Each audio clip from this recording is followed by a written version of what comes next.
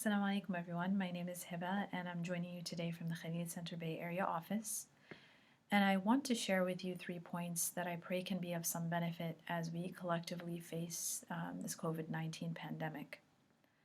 To think and plan for anything, we require accurate information from different sources that we seek information from. And typically what the human mind does is it looks through templates that we may have that are pre-existing in our mind to be able to determine how to adequately plan for the future and how to adequately adjust our expectations and outcomes of circumstances that we're faced with. What makes this pandemic very unique is that we don't have any direct experience with anything similar that we can use to plan for the future and that we can adjust our expectations according to. And the last pandemic that was of a similar magnitude, if not more, was the influenza pandemic of 1918, which took the lives of approximately 20 to 50 million individuals globally. Now, fear and anxiety are very normal reactions or responses to such a pandemic that we have no prior experience with. And we're still learning more and more about it day by day. And when you take, though, fear, which is a very adaptive survival, human response, and we couple that with the high degree of uncertainty that is surrounding this pandemic, that really can drive one over the edge into having, a very heightened degree of anxiety that can manifest in your inability to sleep at night, your inability to eat well, your inability to really be present with your loved ones on a day-to-day basis. And so it has a lot of negative consequences if you feed into the fear and the anxiety surrounding the situation. Now, a concept that I wanted to discuss that really ties into this pandemic that can help us ground and center ourselves is a concept of one's locus of control. And, our actions are really governed by a combination of decisions that we make and driven by the situation that we find ourselves in. And Allah subhanahu wa ta'ala has blessed us all with some degree of agency over our lives. And when we feel that we are able to have some type of impact over our lives and over the trajectory of our lives, then we tend to label that as having an internal locus of control. I believe that what I do matters. I believe that what I do can make a difference. And I believe that what I do today will plant the seeds for positive outcomes a year from now, 5 years from now, or a decade from now. Now, when I feel that the world is really dictating my fate and determining, the trajectory of my life, and that nothing that I do can make any positive difference or have any kind of impact, that's when we typically identify that as that individual having an external locus of control. And when you dwell too much within the outer sphere of an external locus of control, you do fall into a state of learned helplessness, where I am the victim of my circumstance, and no effort that I put forth will really make any positive difference.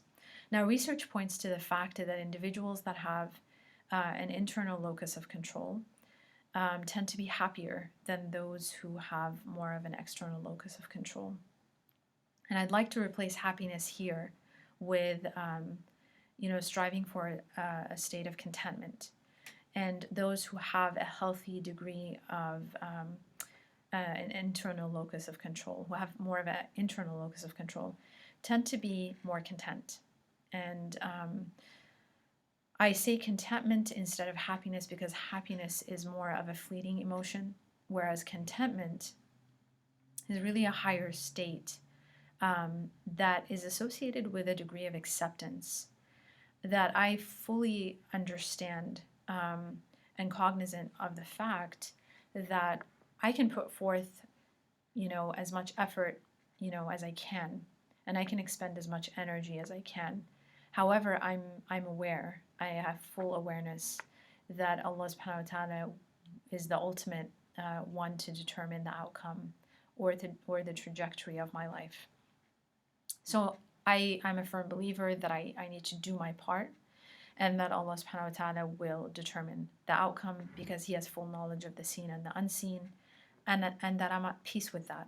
I'm okay with that. I'm not trying to steer the ship and determine, my final destination, but I'm, fueling the ship, and I ensure that I have the right team members to help support me along the journey. But where I'll actually end up is not in my control, and I'm okay with that. I'm at peace with that. And so those individuals that believe in a healthy balance of the two and have a state, are in a state of acceptance of the final outcome. I'm not trying to determine the outcome. I'm more focused on the process because we're a very process focused ummah, not an outcome oriented ummah. Then I'm at peace with that, and I'm more content with that. Now the second point is that our minds are habit creating machines, and I train my mind how to respond to any given situation based on how I behave and what I feed into and what I expose myself to. And if I train my mind to look for the silver lining in every seemingly negative event or circumstance, then I'm basically setting my mind up for success and ensuring that I'm able to function at a higher level. When I'm grief stricken and when I am anxious and when I'm in a state of heightened fearfulness, I can't function as well because my prefrontal cortex actually goes offline. And that is really responsible for my decision making, my judgment, my insight. And so all of that is dampened, and I'm unable to really think clearly and make proper decisions that are sound. So when I, train my mind in every situation to look for the silver lining, to look for the opportunity, to look for a way in which I can grow more and strengthen areas that need strengthening that were, weak, and to basically, create or develop more mental resiliency, then I'm setting myself up to thrive and not just survive. The third point, and my last point, is that it's very important, in this time, in order for us to dwell within an internal locus of control, for me to really create a distance from the immediacy of the situation. So if every day I'm, intaking all of these different opinions from doctors and scientists and researchers and educators and loved ones and friends and neighbors, and then I'm really, helping, right, the progression or the growth of my anxiety and my fear. So limiting our exposure to sources of information that can fuel my anxiety will take me out of my internal locus of control and push me into my external locus of control, and that's not where I want to dwell. That's not a healthy place to be. So in order to ensure that I'm within my internal locus of control while being in a state of contentment with whatever outcome Allah brings, then I really need to create some distance between me and the immediacy of the situation.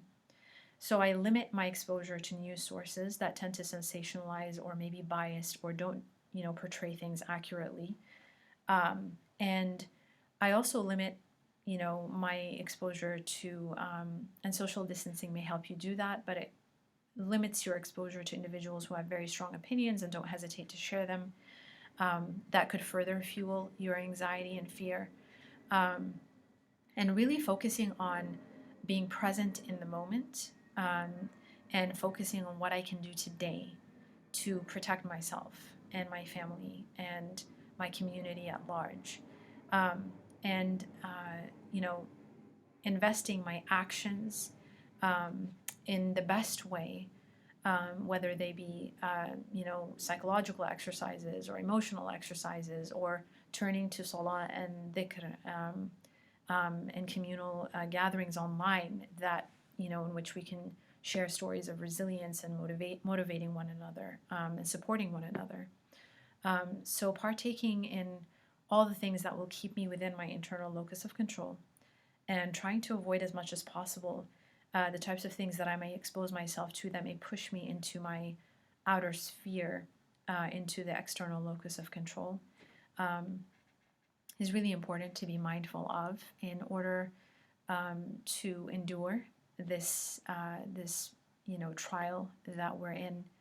And I pray that what I've shared today can be of some benefit to those listening. I really thank you for your time and for tuning in. And I pray that Allah subhanahu wa ta'ala protects you and your loved ones. Wassalamu alaikum wa rahmatullahi wa barakatuh.